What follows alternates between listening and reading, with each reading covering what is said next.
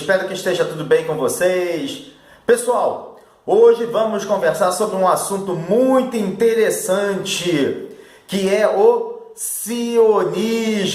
E o sionismo, o que foi? Ele foi, em linhas gerais, movimento intelectual e cultural e também linguístico, tanto é que o hebraico é uma língua que foi revivida, vamos dizer assim, que defendeu o retorno dos judeus à terra prometida. E também é uma terra ancestral, que é Israel ou Israel. Mas antes da nossa conversa, antes do nosso debate, vocês vão se inscrever, vão dar um like esperto aí pra gente, comentar e compartilhar com seus filhos, seus familiares, seus amigos. Vamos levar cultura, vamos levar conhecimento, levar luz.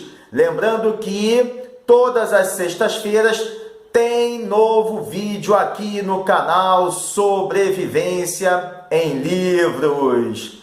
Mas é isso, meus amigos. Como eu disse há pouco, o sionismo foi, de início, um movimento nacionalista que defendia o retorno dos judeus à terra prometida, transformando a diversidade que está dispersa no mundo em uma unidade com novos contornos para uma nova sociedade judaica sobre as novas realidades no velho solo bíblico.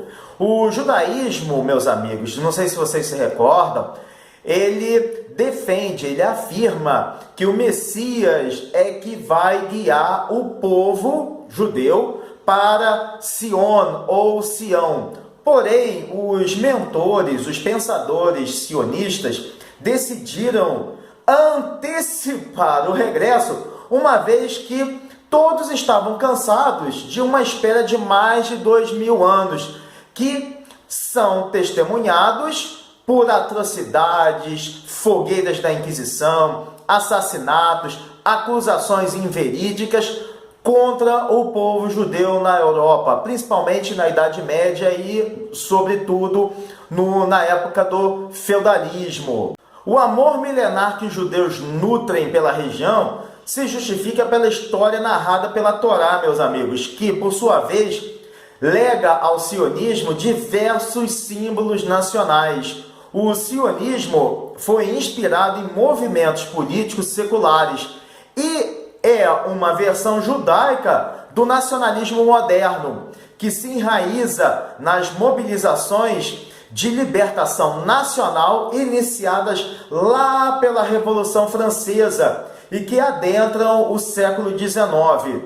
No entanto, pessoal, paradoxalmente, ou seja, por outro lado, os ideais nacionalistas sionistas não alcançaram berço entre os próprios judeus. Vejam só, o principal articulador do movimento, Theodor Herzl, tentou obstinadamente plantar a ideia de que a resolução das questões judaicas só poderia ocorrer politicamente. Ou seja, segundo o seu pensamento, a partir da criação de um país autenticamente judaico em um território próprio. Então, Herzl, meus amigos, tentou influenciar todos os israelitas de forma que pudessem ter um sentimento unido em torno da história política, da história cultural, da história da religião e um destino comum, que fosse por um mesmo caminho,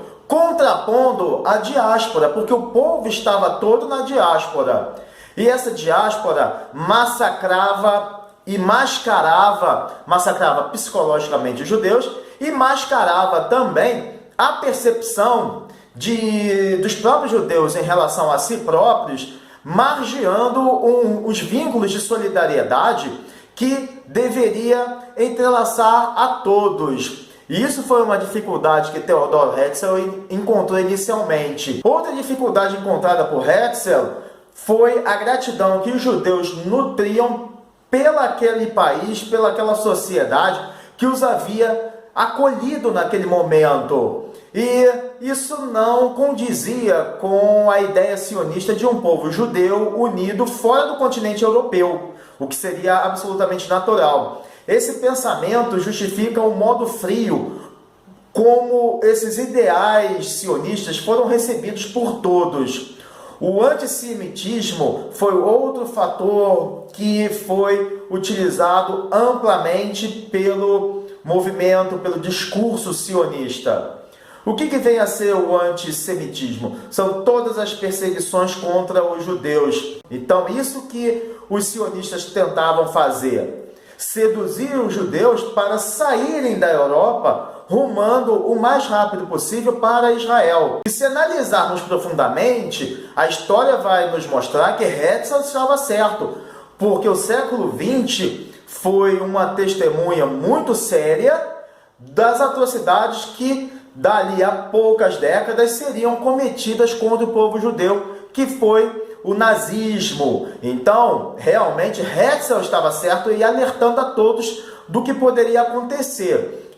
Mas o antissemitismo, a partir do século XIX, não se centralizou apenas na esfera religiosa, como antigamente aconteceu, principalmente na época da Inquisição, na época das fogueiras, mas agora era também étnico. E o caso Dreyfus, na França, estava comprovando exatamente essas atitudes. Os pilares antijudaicos se construíram quando os judeus começaram a adentrar e a galgar patamares muito interessantes dentro das sociedades nas quais estavam inseridos. E eles foram interpretados como um povo que era totalmente à parte da sociedade, porque eles viviam organizados socialmente, tinham uma religião diferente e hábitos também diferentes em relação àquela sociedade. Então, graças a esse vigor dinâmico de trabalho, eles alcançaram esse patamar diferenciado dentro de uma burguesia que só estava desfrutando do luxo e da riqueza naquele momento. Então, observando tudo o que estava acontecendo, os judeus começaram a ficar inquietos, principalmente no que tange a própria intelectualidade em si. Por exemplo, políticos, juristas, jornalistas, escritores e editores de origem judaica começaram a observar o que Herzl estava dizendo, estava defendendo, e não viram outra saída a não ser abandonar o continente europeu, abandonar a Europa e realmente defender esse estandarte que era o casaco, vamos dizer assim, de Herzl. E amigos, à medida que a competição econômica e intelectual se estreitava,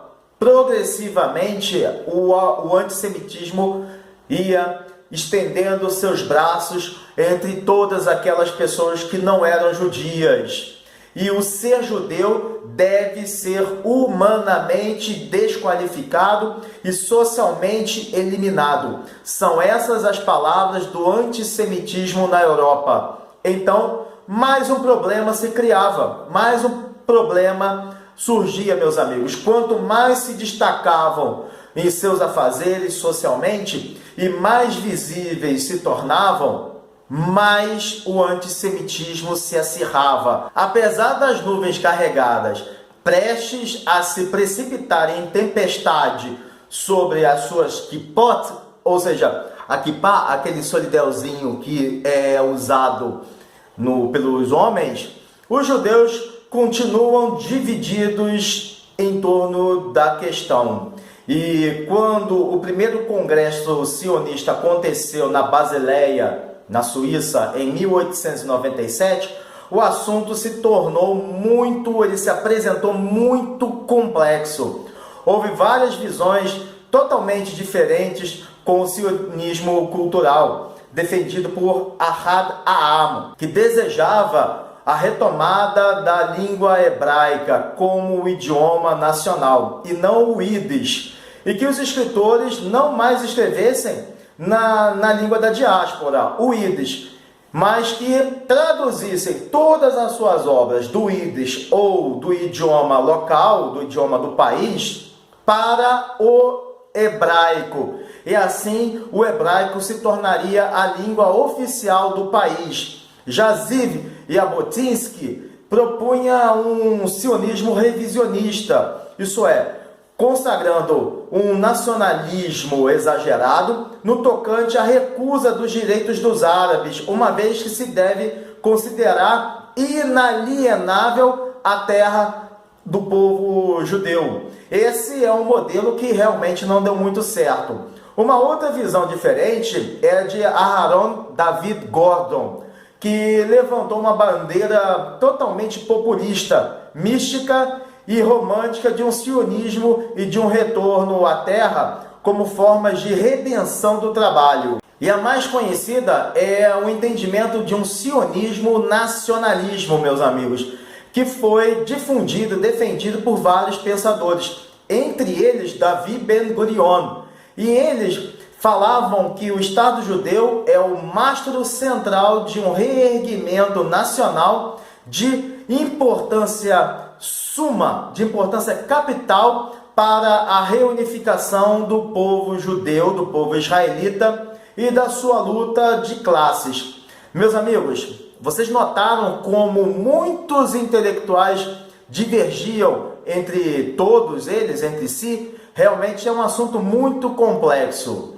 Por outro lado, estavam os religiosos defendendo que o retorno a Eretz Israel, ou seja, o retorno para a terra de Israel, deveria ser realizado de forma messiânica. Ou seja, defendiam a crença que a reunião dos que estavam na diáspora só ocorreria a partir da vontade e de obra de Hashem, de Deus. E por causa dessa discussão, desse debate, ou até mesmo o embate entre os religiosos, pouquíssimos foram os líderes que abraçaram esse movimento secular, esse movimento laico, e o divulgaram entre os judeus religiosos, ou até mesmo se engajaram nessa causa. Mas os religiosos que se tornaram sionistas, eles observaram que somente esse movimento seria a tábua de salvação para a violência antijudaica.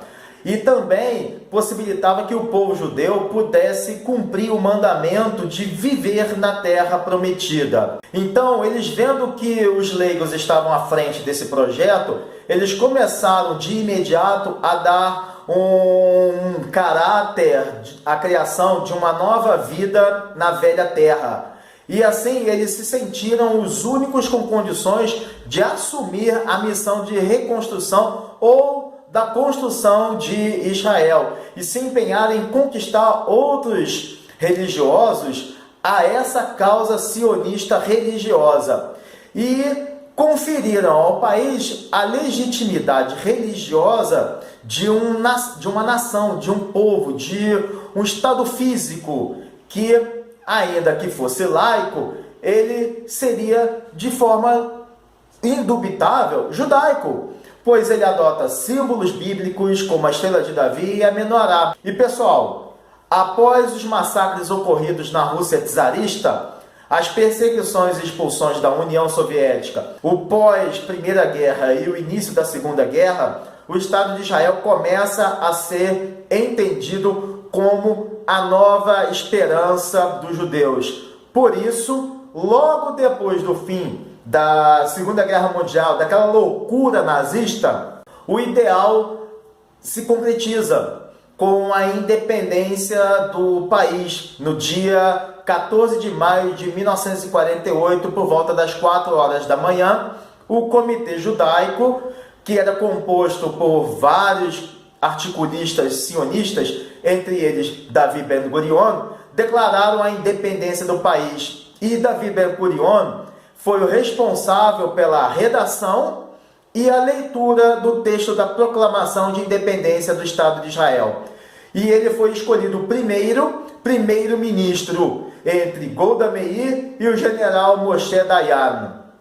Meus amigos, é importante prestar atenção quando nos referimos ao sionismo. Muito importante isso, pois se o movimento for compreendido apenas em relação à criação do Estado de Israel, a sua missão foi cumprida.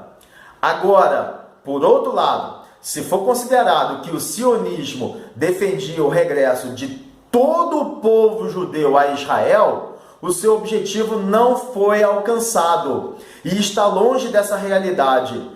Uma vez que tem muitas pessoas de várias comunidades judaicas, numerosas comunidades judaicas, ainda na Europa, sobretudo no Canadá e nos Estados Unidos, que não têm a intenção de deixar suas vidas nesses lugares para residir em Israel, em meio a uma coexistência conflituosa entre árabes e judeus, que também tem uma política muito frágil de integração de Israel ao Oriente Médio, com raros tratados diplomáticos estabelecidos com os países da região.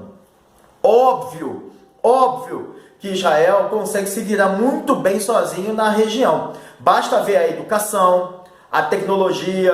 Por exemplo, meus amigos, para quem não sabe, o aparelho de celular foi criado pela Motorola israelense. E o flash disk, ou o pendrive, também foi criado, desenvolvido na Universidade de Tel Aviv.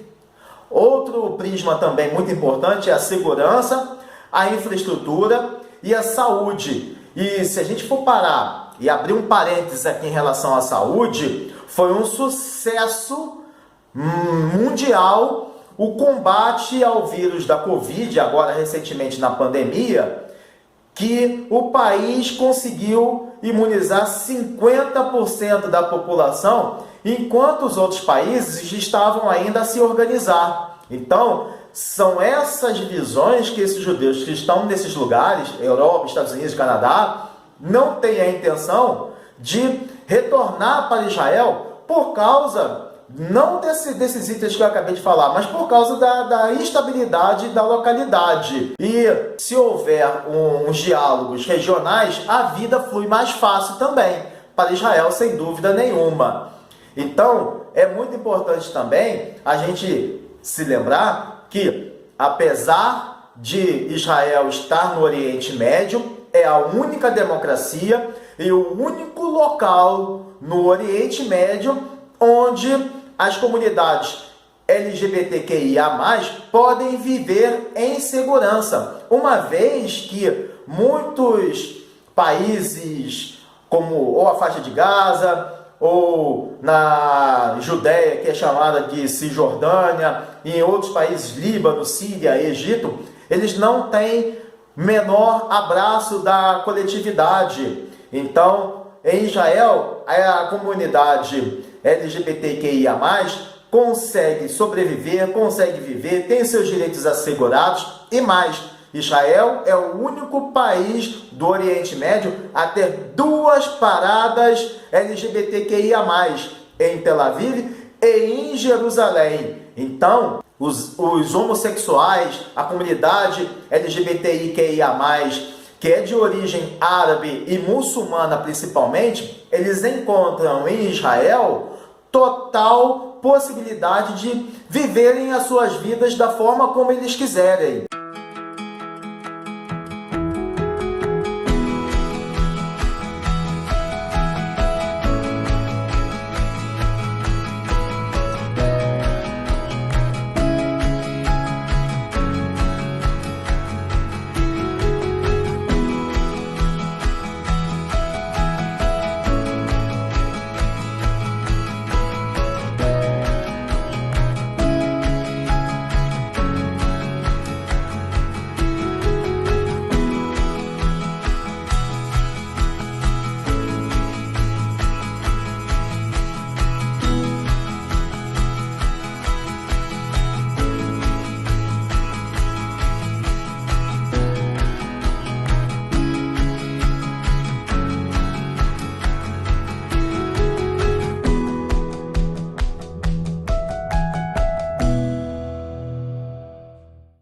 Mas é isso, meus amigos. Desejo a todos um Shabbat Shalom Mevorach, um sábado abençoado e uma semana de presença divina a todos. Um forte abraço e valeu!